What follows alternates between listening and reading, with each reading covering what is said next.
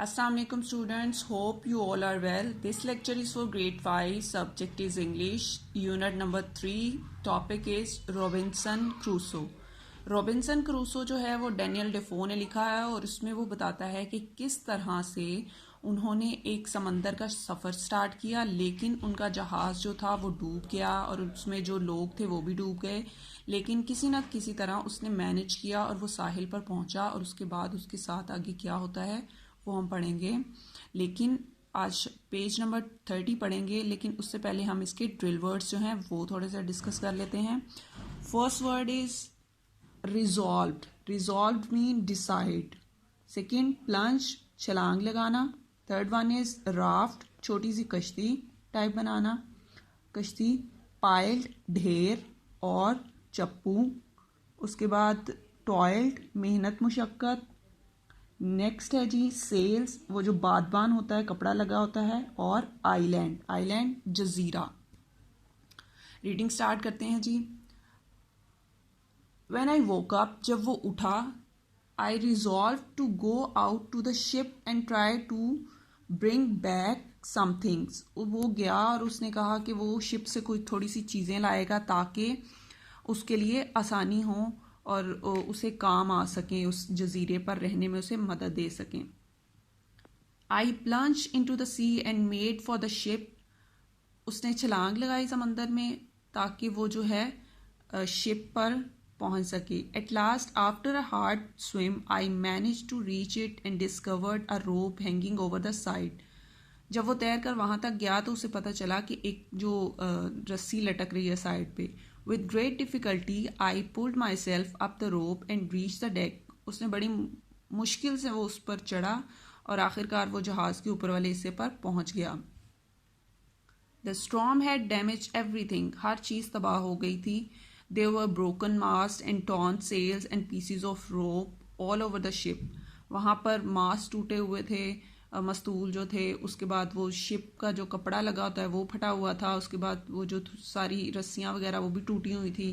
I went down into the cabins and found an axe. वहाँ से नीचे गया कैबिन में, वहाँ से एक कुल्हाड़ा लेके आया। ऑन डेक अगेन, दोबारा ऊपर वाले हिस्से में आया। Cut the mast and rope and made myself a small raft. उसने एक छोटी सी कश्ती बनाई अपने लिए।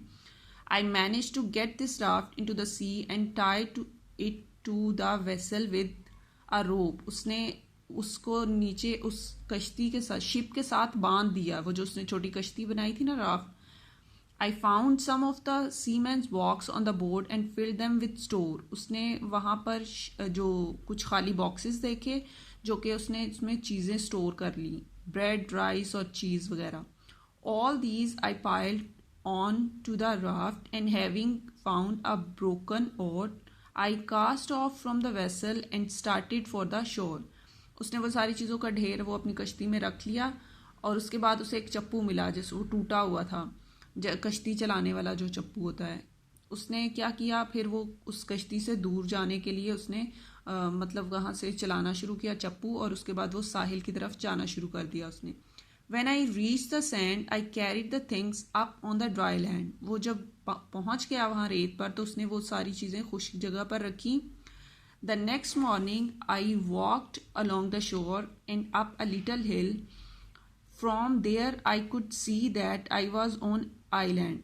अगली सुबह जब वो साहिल पर पहुंच गया तो उसे एक छोटी सी जो पहाड़ी थी वो नज़र आई। उसके बाद उसने वहाँ पर एक छोटा सा जजीरा देखा। I was a prisoner with out a friend in the world. उसे लग रहा था कि वो कैदी है जिसके कोई दोस्त नहीं है।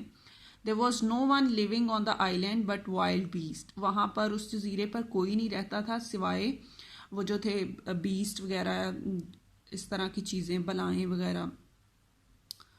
The next day I went back cross the sea and bought some stores from the ship. अगले दिन वो वापस जो था वो सी पर गया और फिर वहाँ से कुछ जो शिप्स में से चीज़ें थी, शिप में कुछ चीज़ें पड़ी हुई थी वो लेकर आया। एवरी डे आई टॉयल्ड, वो मेहनत मुशक्क़त करता था। I bought tools, woods, rope, nails, sails and clothes, guns and ammunition and sugar and flour and bread.